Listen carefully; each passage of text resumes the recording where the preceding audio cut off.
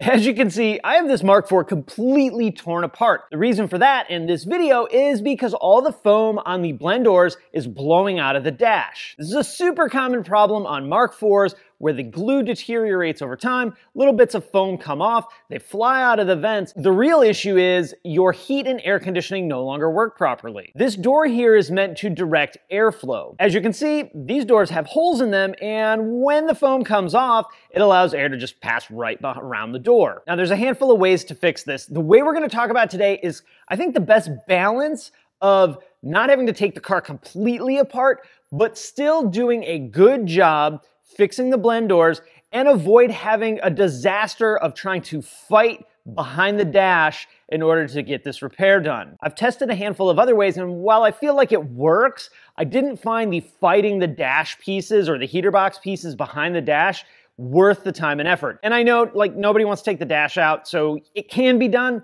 I just didn't find the fighting to be worth it. I'll also say that I don't feel like this is the most thorough repair you can do on the blend doors. I do prefer to pull the box out, re-foam the doors, and get it done as close to how it was from the factory as possible. But the way I'm gonna show you today, it'll get you about 85% of the way there. The best part, though, is you don't have to mess with the coolant from the heater core, and you don't have to mess with refrigerant from the evaporator core. So if you're doing this at home and you don't want to have somebody evac the refrigerant or anything like that, this is probably going to be the best method you can follow. Now during this DIY, you're going to see that I have more parts out on this car than you're going to need to take out. I'm on the path to removing the box completely, so you can leave the seats in, you can leave the rear part of the center console in, but you're still gonna need to take pretty much everything else off that I'm taking off. The key to doing this kind of job is staying neat and organized. I like a magnetic tray for the driver's side screws and a magnetic tray for the passenger side screws. We have a T20 Torx right here. There's also one on the passenger side in the same location. You need to take those out. There's normally a little cap over this screw that you'll probably have to take off. Next up, at the front side of the front section of the center console, you're gonna have a T20 on both the driver's side and the passenger side. At the front of the front section of the center console, right near where the gas pedal is, there's also one more screw you gotta remove. This is a plastic Phillips head that I actually like to use a pocket screwdriver and just twist it out. Or if you get it started, you can usually reach your hand and kind of pull it out like that. For the rest of the console, as you can see, I have my shifter completely out of the car. All you really need to do for the shifter is just pop the boot out if it's a manual, and then you can maneuver this all around the boot. For the front tray, open the tray, pull the red cup out, then there's gonna be one T20 screw that holds this whole entire thing in. This one was held in with a Phillips head. Maybe we should put an incorrect tally fastener up. Get that screw out, slide it back, tilt it back, and then slide it out. You're also gonna have the plug for the 12-volt outlet here that you're gonna have to undo. Like most every other plug, it's just got a little latch. Push the latch, pull the connector out, and I always take this, I put the red cup back in, take the screw that held it in, I put it inside, I shut it, and then I set this with the rest of my parts. Next, let's take this console out, pull the front section of this console wide, just a little bit. We're gonna lift the back side up because the bracket that it screws to on mine is loose. But when you slide it down and then wide, you're actually taking out the upper part out of this little groove right here on both sides. It's a good opportunity to inspect this. This is what holds that ashtray in. Next up, we're gonna take our Climatronic control head off. If you have electronic climate control, definitely follow the way I'm gonna do it. If you have the cable-driven one, we're gonna do something really similar. However, I really like to leave the control head attached to the cables and the cables attached to the heater box. That way you don't have to mess around with anything getting out of order. You can always mark them before you remove them, similar to how I did it on the Mark III. So we have this trim piece we need to pop off, 4 T20s behind it. Pull your control head out. Be really careful with this old plastic. It's usually super duper brittle. Then we have 4 connectors along the backside. Luckily, these connectors are keyed, so they're only gonna go in one location. If you have the cable-driven one, you are gonna have 1 or 2 connectors.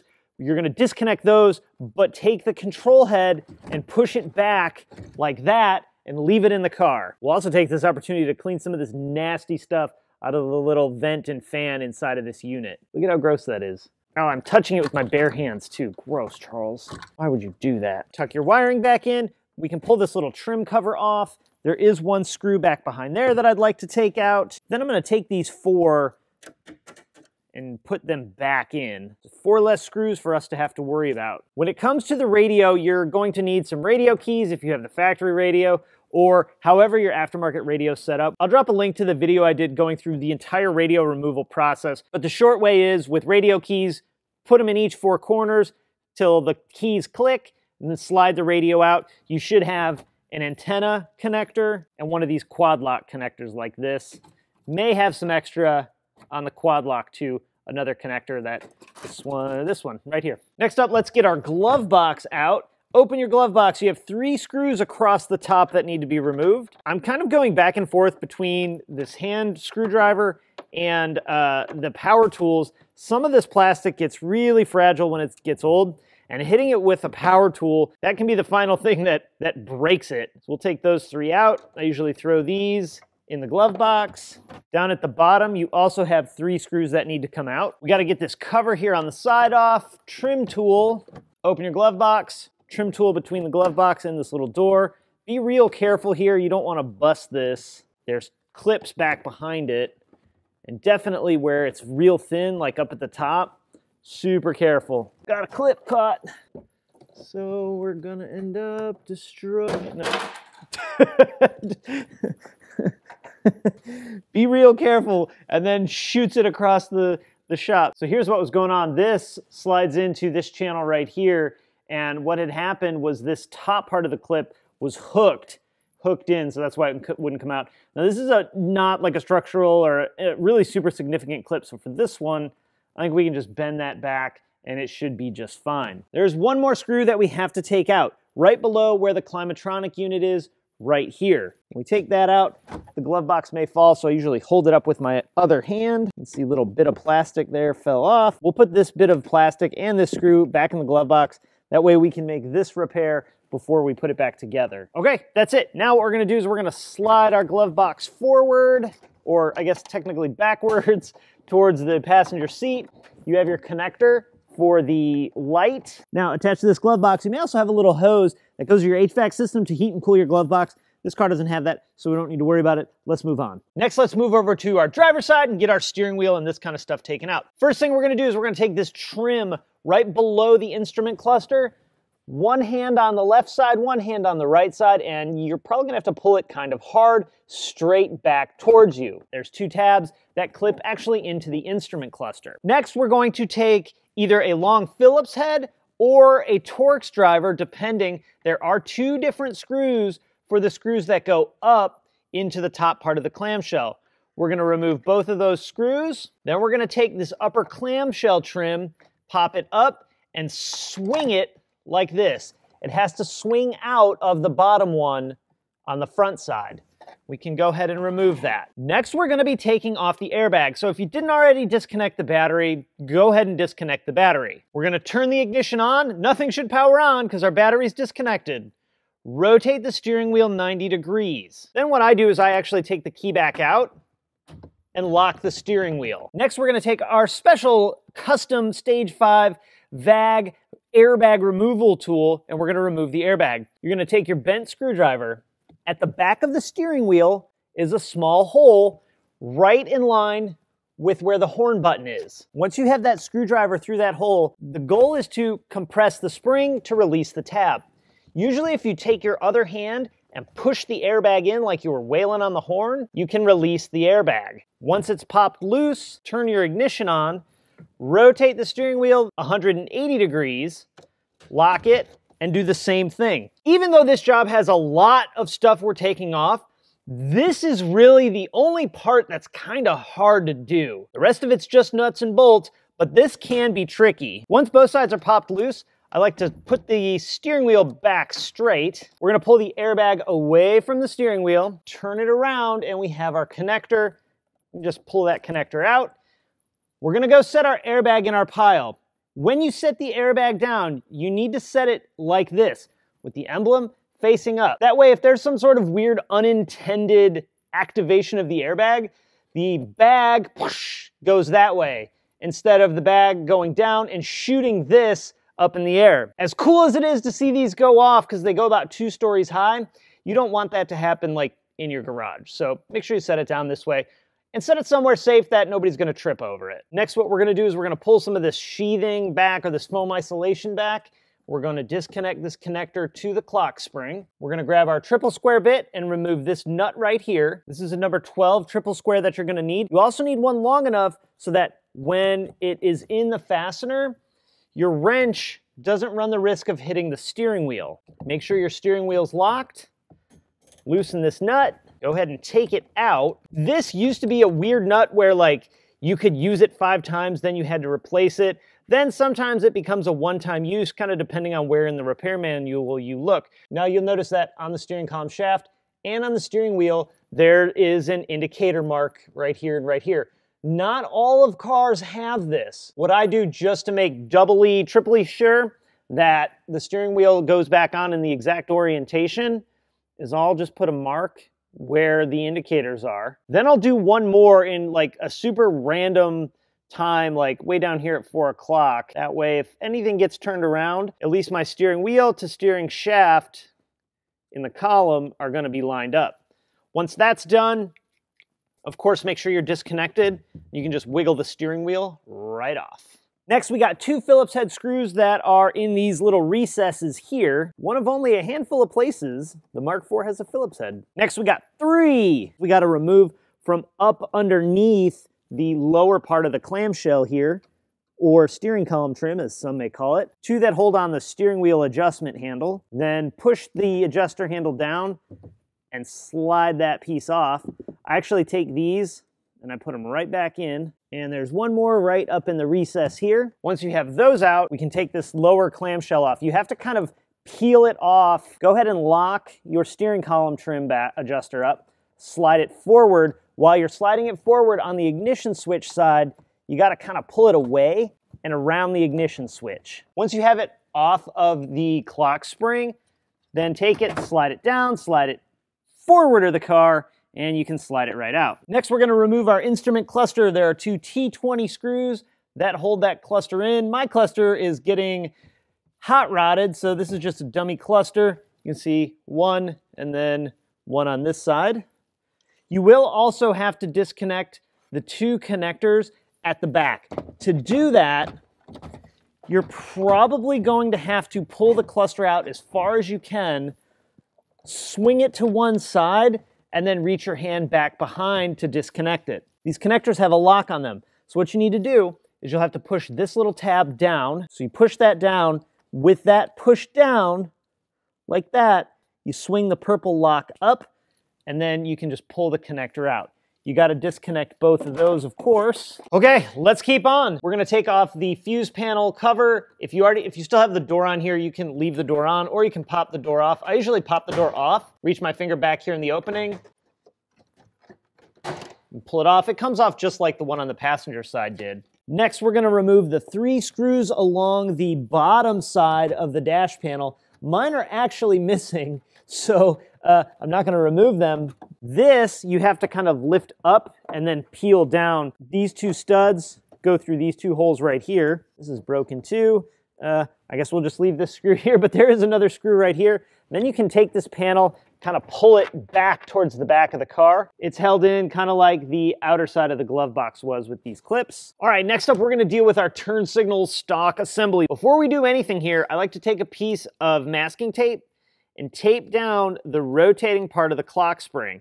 That way, this piece that moves back and forth can't get all out of time. If it gets out of time or moves at all, you can fix it, but it's much easier if we don't have to worry about that. Then what we'll do is we'll disconnect the clock spring, airbag connector first. Then there's a couple of tabs that hold it in place. 1, 2. There's 2 on the bottom, 1 over here by the connector bank, and 1 on the other side by the ignition switch. Then you can peel your clock spring off. We have 1 more connector we need to disconnect. We have a whole bunch of wires in. If you're noticing this is not factory wiring. We'll fix that when we go back together with it. We gotta loosen the screw for this clamp right here. That's gonna loosen this whole entire array. Now you can kind of wiggle it forward or backward, I guess technically. You can kind of wiggle it towards yourself. Then what we need to do is we need to go through and disconnect all our connectors. Some of them just pull right apart. Some of them have locks on them. Find that if you do the two on the driver's side, you can pull the switch pretty far away, and that makes doing the two on the passenger side quite a bit easier. Then we remove our signal stock. Next, we're gonna deal with this center section where the radio goes. Just a handful more, a handful more T20 Torx.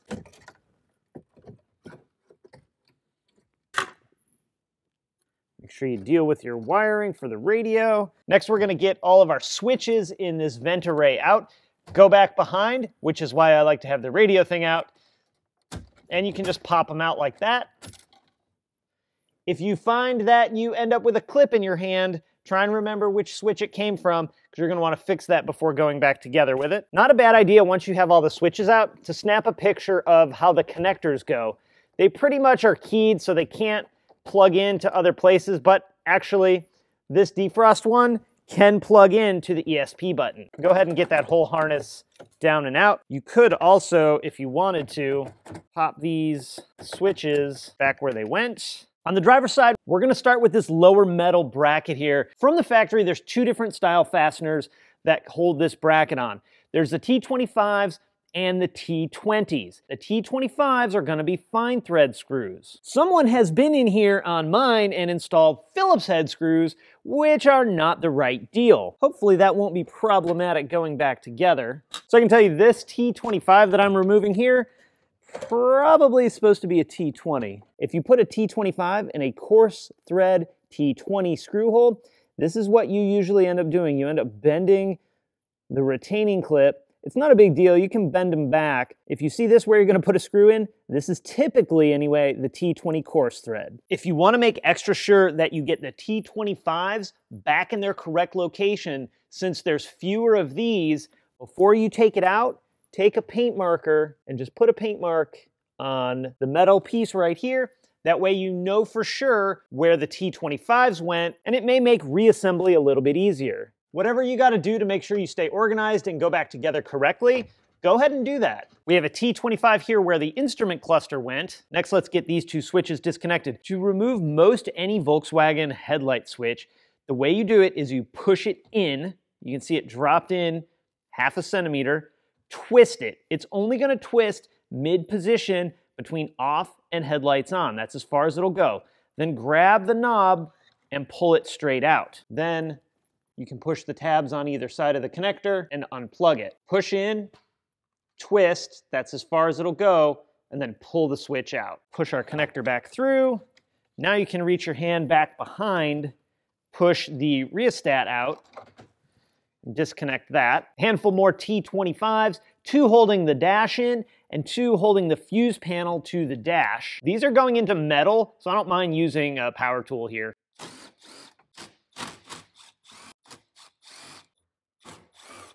Go ahead and pull the fuse panel away from your dash a little bit. Take our OBD2 connector port off, 2 T20s. Okay, we are on the home stretch. Back over to the passenger side we go. Next, what we're looking for is a series of T25 Torx that have a captive washer. There's one down here at the bottom. This is what they look like. They're fine thread, captive washer, T25 Torx. One at the top.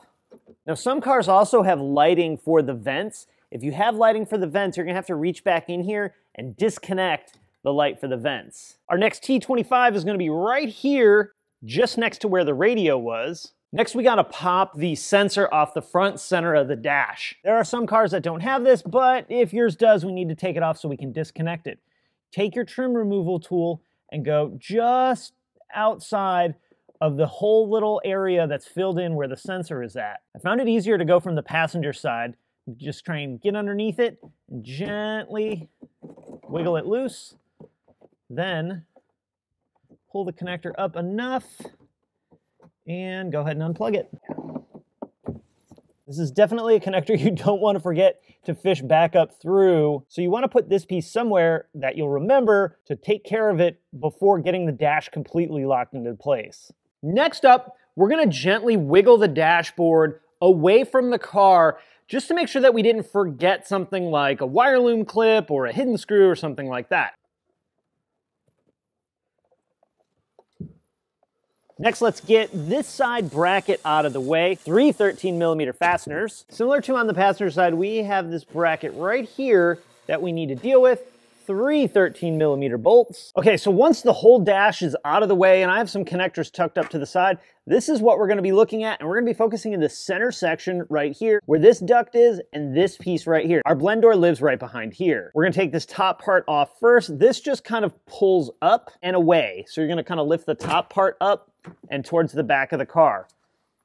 On the back side, there's these little tabs that hook in right here on the cross brace. We wanna get that out of the way. If you're doing this with the dash still in, this piece connecting to this piece was the part that I found was just not worth the struggle. Next, we're gonna take this duct off. There's 2 screws that hold it on, one here and one over on the other side. For me, these are gonna be 6mm screws, but I feel like some of these might be Phillips head on the older cars. I don't remember 100% sure, but we're gonna take both of those out. Once you get the screws out, you need to release the tab. It's right back here behind the duct. Just pull up on the tab and it'll release, and then you can drop it down and swing it out. There's a small hook on the bottom right here that hooks on to the heater box right here. And this exposes our blend doors that are full of holes that we're gonna repair, so we might actually have heat and air conditioning again. So there's really 3 different ways that we can approach fixing this. One is we can use that metal ducting tape to cover up the doors, similar to how I did with the Mark III. We can also try to cover at least one side of the door with foam. I like that option because that'll get you the most coverage. You can see right up at the top here, the foam actually extends above the door to make sure that we direct air properly. It's tricky to get it in here and get it square and everything, especially when you're using the adhesive backed kind. If you're using some kind of adhesive spray, it might actually be a little bit easier. What I'm gonna show you how to do today though, is to use these little caps right here to plug up these holes, both here and back here on this door, and that'll get you about 80% there. Now, first thing you wanna do is you wanna get all this old foam out of here. You don't want any plastic bits or old foam left in here. You can use a shop vac or something. Get your hand way back there. I mean, this stuff comes off pretty easily if you even have any left. Now, these plugs drop right into the openings of the doors, right? They're right in here. These I think were like 20 bucks. I'll drop a link for you guys if you want to check these out. Now, these parts actually have a little tiny lip in there, so you gotta kind of walk it into the hole. It's not a big deal though. Little massaging and it should pop right in. Now, if you just put it in like that, it is kind of loose and you do run the risk of once the door gets warm, the piece may pop out. What you do want to probably do is put a little RTV sealant in this little groove. That way when you mush it in there, you know it's not going to ever come out. And they won't rattle around when the HVAC is on. That would be the other thing I would worry about. So we got our cap, we got our RTV. I'm just going to go around. You don't need a ton. Just gonna go around this lip just like that. That's probably even a little more than you might need.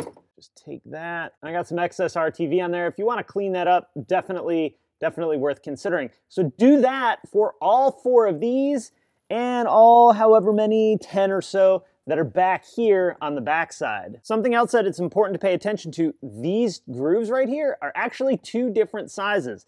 The smaller ones are the top ones, and the bigger ones are the bottom ones. For the ones back at the back, you're gonna use the same method. As you can see, there's a couple of different sizes that we have to deal with. We have the small ones that go on the bottom and the top, and the middle 6 are going to be these size round ones right here. If you don't wanna go with those caps, you can use something like foil tape and just tape over the doors. Now, you're gonna really need to make sure you get all that foam off of there, and then you're gonna be working kind of like this to try and get it in there. But once you get it in there and set, you could even get a razor knife and trim off any edges, or you can measure it, cut it to size, and put it on that way. Either one of those methods will work.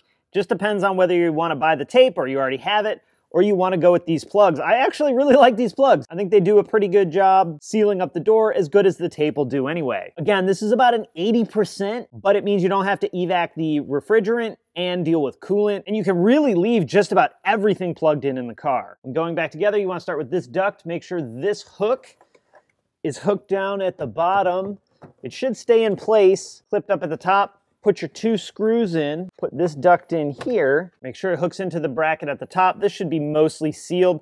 This actually sits more like that. And if you need to, go ahead and throw a piece of tape over this to make sure that this is somewhat sealed. It doesn't have to be perfect. Okay, so it is pretty much just that easy. Now you're probably wondering, Charles, why aren't you showing us how to put this back together? I also hate when the repair manual says installation is reversive removal. And I know that if you can get to this point, you'll be fine putting it back together, especially if you stay organized throughout the entire video. And if you're not sure like which way something went, rewind the video and you can watch it again. I will, however, be doing a complete start to finish removal and install, including pulling the box, probably replacing the heater core, probably replacing the evaporator core, cleaning everything properly, in my opinion, refoaming the doors so that they're as they were, or really better than they were from the factory. I just wanted to show you a relatively quick, easier way to do this without having to pull the box. Also, real quick, if you have Climatronic, the electronic HVAC controls, which is not on a ton of these cars, you are gonna need VCDS. You're gonna have to go back into the air conditioning address word, which is 08. You're gonna need to go to basic settings. You're gonna need to go to 00 and run the basic setting. This is gonna move all the blend doors to their full stops position. That way they know exactly where they need to go back to when it's on full hot or full cold. And also the direction for airflow. All right, there we go. Hopefully that helps. Hopefully you can get this done without pulling the entire airbox and everything out. These are all, 15 to 20-year-old cars anyway, so be really careful dealing with all this plastic. It's fragile. It likes to break if you just look at it. So be careful. With that, I'm out. Have an awesome day, and I'll talk to you again next time. Bye-bye.